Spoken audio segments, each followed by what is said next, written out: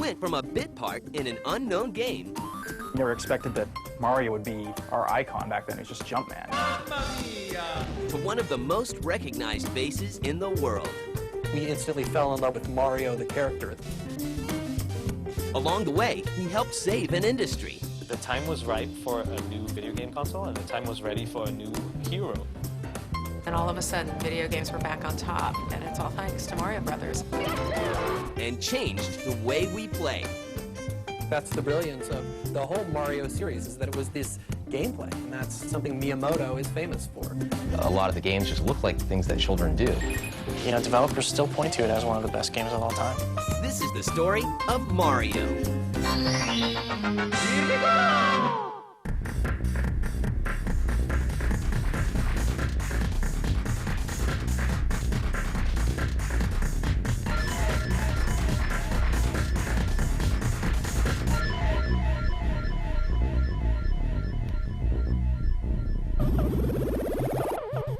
In 1980, Nintendo, a Japanese toy manufacturer, is trying to break into the already crowded American arcade market.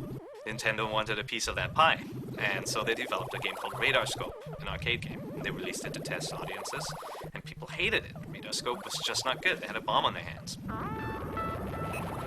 Nintendo turns to a young staff artist to transform the bomb into a hit.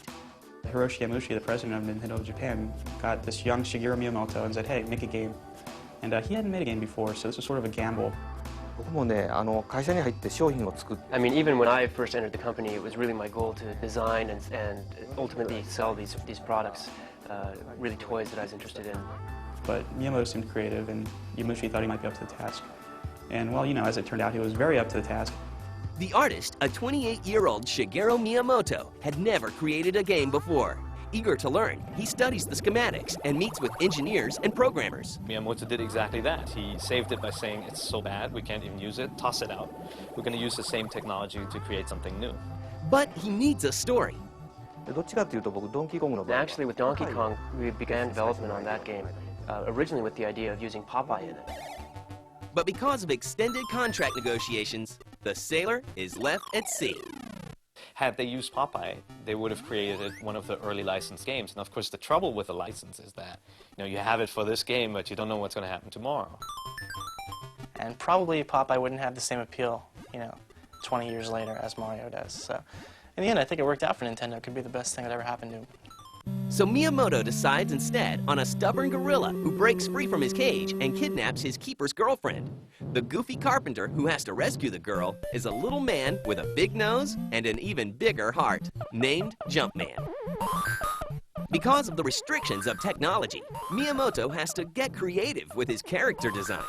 And Jumpman, you know, is this tiny little sprite with a mustache and a hat and overalls, and we know him well today, but the only reason why he looked like that back then was because of the limitations of the hardware. Without a mustache, the Mario sprite would have looked really weird because you wouldn't be able to see the nose in the face. So there's your reason why the guy has a mustache. Hair would look really weird, so they decided, hey, let's give him a hat. The reason Mario had overalls on was because without the overalls, the whole like walking thing would have looked really bad. So there you go, there's the birth of a cultural icon. In 1981, the finished arcade game ships to America, where a certain resemblance is noticed. And common lore has it that that name is based on the landlord of the Nintendo offices in New York. The landlord's name? Mario Segali. And so, Jumpman is named Mario. Despite the unusual story and characters, players quickly learn to love the game. It did very well, and it started, you know, more and more people were playing, and quickly we realized in America that we had a hit. Before you knew it, Donkey Kong was everywhere.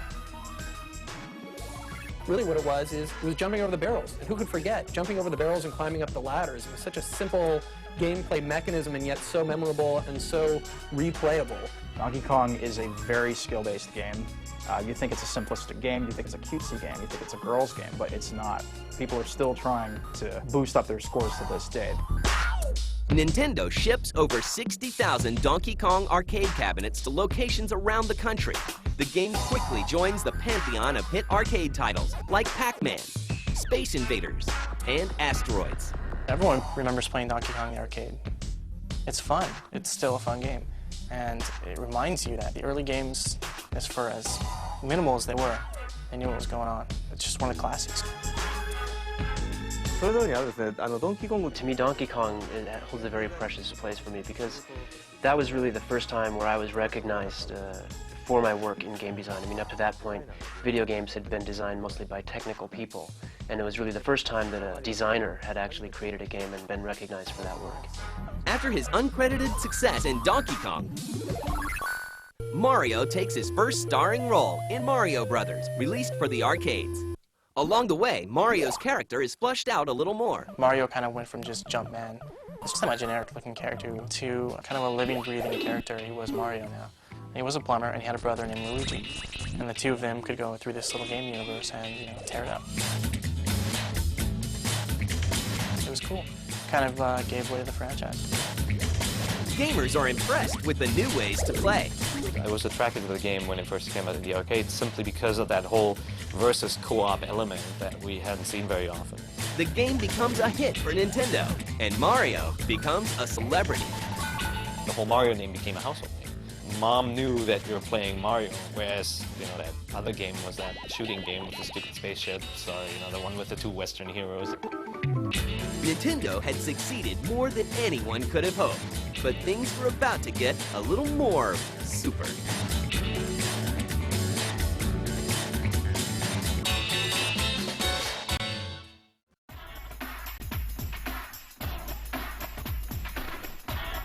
By 1984, Nintendo has established a strong presence in the arcade and is eager to do the same in the living room. However, after the terrible losses faced by companies like Atari a year earlier, people began to think of video games as simply a passing fad. I think a lot of people just lost interest. The games were so generic, there was so much bad stuff out there, they didn't want to do it. So in comes Nintendo, this Japanese newcomer, saying we're going to make a new console. And what a gutsy move at the time. The idea to bring out a console was just dumbfounded many people. Nintendo has already created the Famicom, or Family Computer, a console that is sweeping through Japan. But they know the only way to convince toy stores in America to carry it is to create a hit game. Work begins immediately on a game to maximize the technology. Well, yeah, it is true that we do have these kind of closets in Japan with sliding doors, and behind the doors it is very dark, and I remember as a child being kind of afraid of that darkness, or even going into the mountains and playing in the mountains as a kid and finding caves and whatnot. And that sort of exploration, too, really lingered in my memory, and so later on in life, when I did start making video games, it kind of came back into play in my imagination. And so Mario then became really the perfect game for kind of this jumping around and active expression, and just the motion on screen really became the best game for that type of action. Super Mario Brothers also introduces a storyline and characters that are familiar to all gamers. You have two brothers out to save the girl. In the original game was Pauline, later it's Princess Peach. And you have a bad guy, and it's usually Bowser, who kidnaps the girl, and you gotta go to the end of the level, and it's usually on the right side, and get the girl. The game arrives with Nintendo's new system, the NES, just in time for Christmas, into an uncertain marketplace. There's a lot of product out there. It wasn't selling. Retailers didn't want to, get into video games anymore. And then here was this little Nintendo Entertainment System coming over from Japan, and this character, Mario, what was this about? And here was a game that featured a character. It was different. It was an adventure game, something people hadn't seen before. The time was right for a new video game console, and the time was ready for a new hero in video games, and there he was, Mario. It was kind of poppy and quirky. It was just definitely cool. It's something that is just burned into gamers' brains. I mean, it's like you could find, 50 years from now, play the dungeon theme.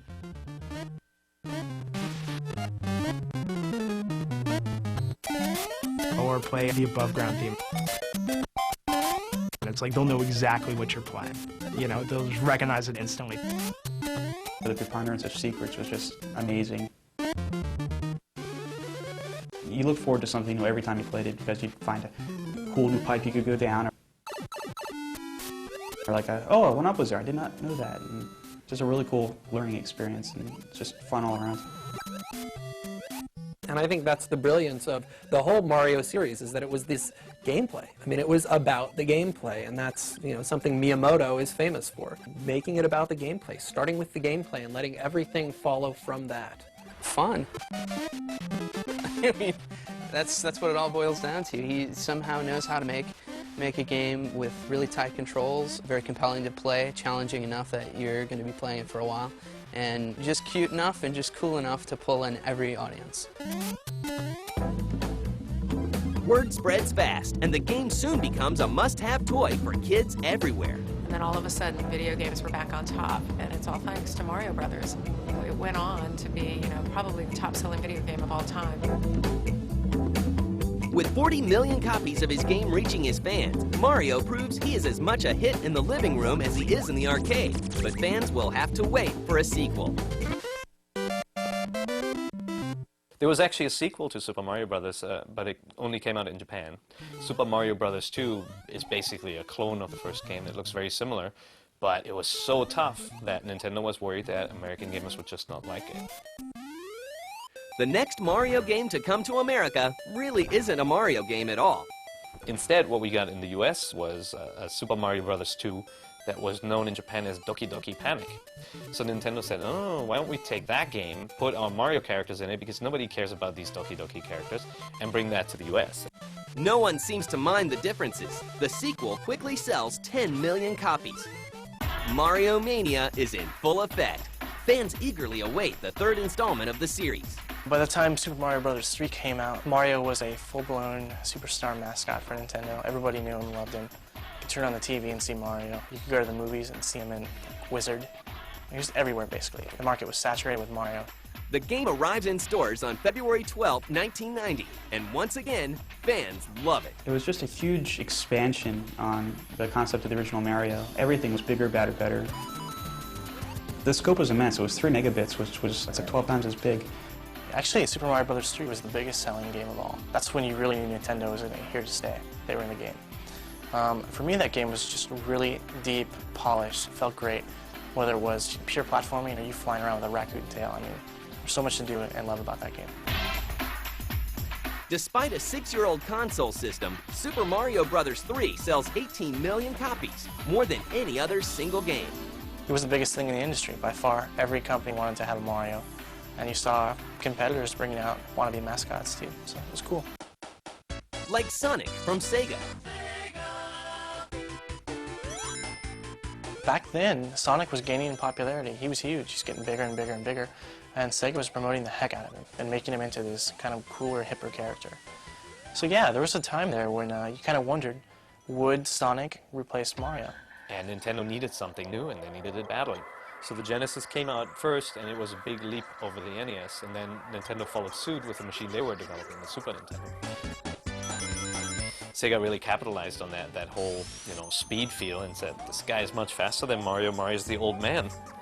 And it worked. In the US, the Genesis outsold the Super Nintendo, which was amazing, based on the success of games like Sonic, but also because Sega was able to predict the market. They said, gamers are getting older, they want to play something different. Mario didn't evolve. So I don't think it's because the guys at Nintendo weren't smart enough to predict the trends. I think they were bucking it. They didn't want Mario to become a grown-up character. They wanted people who are grown-ups to feel like they were kids when they played. They wanted to make it games. They wanted to make it fun. Nintendo prepares to retake their lead by releasing a new system. Once again, they gamble the company's future on the courageous Italians.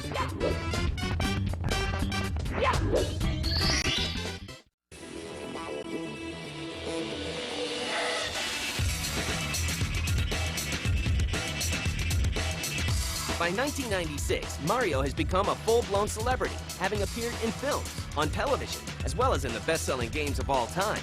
However, Nintendo is getting ready to launch a new system, this time facing heavy competition.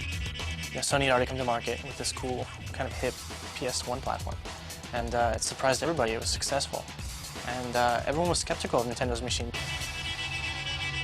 They placed all their bets on Miyamoto. They knew when a new platform comes out, we have to have Miyamoto create the flagship title.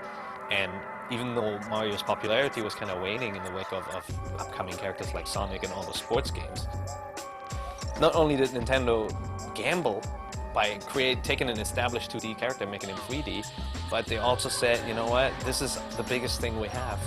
If anybody can pull this off, it's Miyamoto and it's Mario. Working closely with the developers, Miyamoto and his team begin to explore uncharted territory.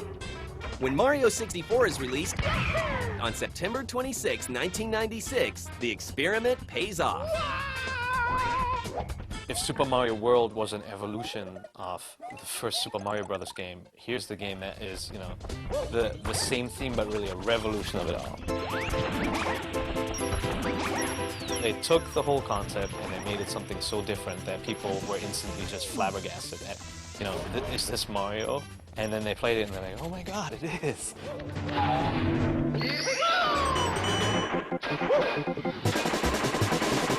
Super Mario 64 was just an amazing game and is still to this date.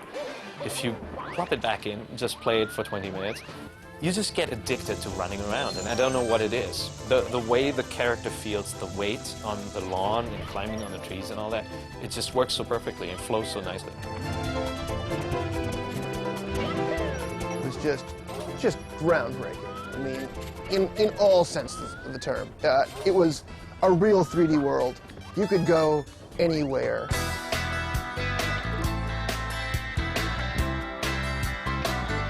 And it set the stage for every 3D game world that we've seen since. You know, Miyamoto, the creator of that game, just revolutionary as far as his thoughts on game design, fun, immersion. And it was huge. It was like shockwave. It overtook everybody. And it proved that Nintendo knew its stuff, you know. No one could compete with that. Just the polish and the way in which they brought Mario into the 3D realm, the control, the world design, you know, the level design. They've retained these classic kind of 2D feeling platformer levels in purely 3D worlds. And like they've done it in a way that nobody else could even conceive of it. It was such a success that even today Mario's looked back upon as, you know, this groundbreaking platformer in 3D. You know, developers still point to it as one of the best games of all time. Super Mario 64 is a blockbuster, selling over 9 million copies and ensuring a healthy life for the Nintendo 64. Over the next 5 years, Mario appears in numerous games on the system, helping to establish new franchises and genres for Nintendo, like Mario Party. Ready?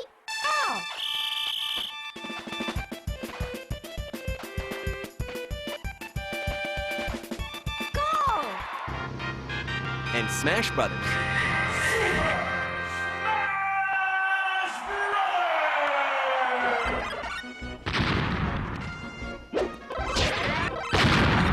In November of 2001, Nintendo releases its next console, the GameCube. For the first time, there is no Mario game at launch. But fans would not have to wait long. On August 26, 2002, the Red Cap returns in Super Mario Sunshine!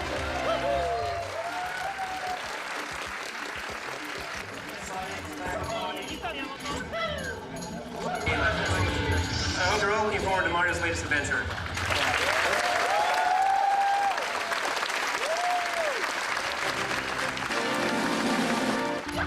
You know, by the time Super Mario Sunshine came out, you've seen from developers games that are doing this type of thing, and they're doing them well. So Nintendo couldn't really just shock everybody again. They had to just come with a solid title. And I think Super Mario Sunshine is a solid title.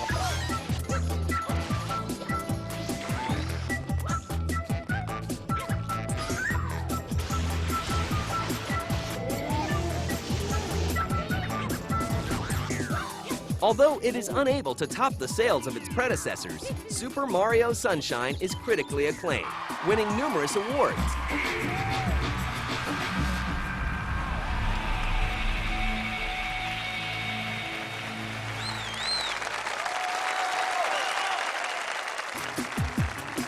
But after over 2 decades of gaming, how will Mario survive? There's so many characters out there, so many mascots and cooler characters vying for people's attention that Mario is often forgotten. But as far as gameplay goes, Mario is still king. I think Nintendo's insistence that they keep Mario pure and kind of a mascot that appeals to all ages you know, has kind of helped the company over the years because Mario's become this family-branded thing, and you know, parents can go into a shop and pick up a Mario game, and they know that they're going to have something healthy for their kids. It's not going to be packed full of blood and guts or whatever. Mario is really a gaming icon because he's been around so long. As a character, this guy, you know, has been around longer than anyone else. Unless you count the square pong ball, you know, I remember that one. Or the little triangle asteroid ship. As a character, Mario is really, you know, has so much longevity because he's instantly memorable, and we've seen him for such a long time. With 6 of the 10 all-time best-selling games and over 20 years of innovations, Mario's effect on the world of gaming is undeniable. Just like Citizen Kane, it's really the archetype for a really good movie, and directors will always refer back to it. Mario is the one 3D game that people will refer back to. So I think all around the industry, whether people are playing Nintendo games now or have played them in the past, that be it, you know, consumers or the people making the games, I think you're going to find Nintendo influence everywhere.